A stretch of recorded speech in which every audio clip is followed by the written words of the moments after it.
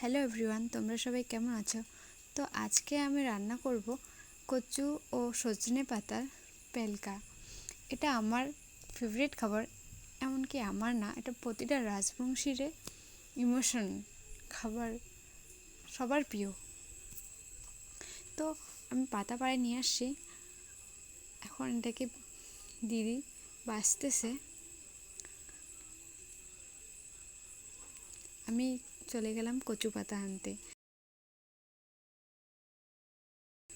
কচি কচি কয়েকটা পাতা তুলে নিব।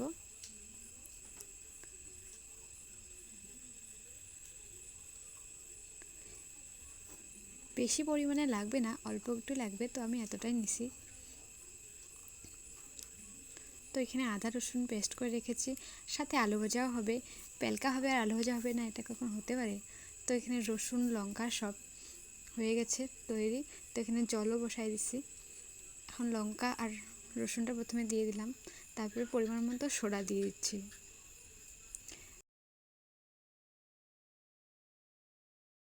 আদা বাটাটাও সাথে দিয়ে দিলাম।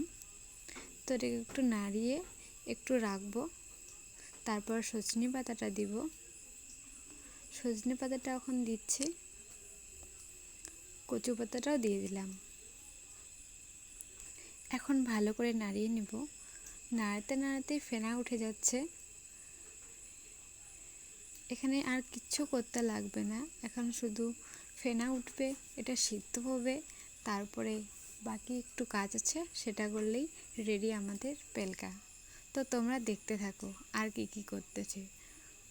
তো এখানে সেদ্ধ হয়ে গেছে, তো ঘাঁটতে হবে।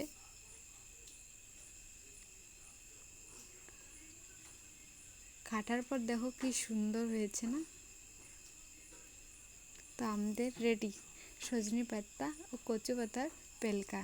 তোমাদের কেমন লাগলো ভিডিওটা অবশ্যই জানাবে। যদি ভিডিওটা ভালো লাগে তো লাইক কমেন্ট শেয়ার করবে আর চ্যানেলটাকে ফলো করে দিও।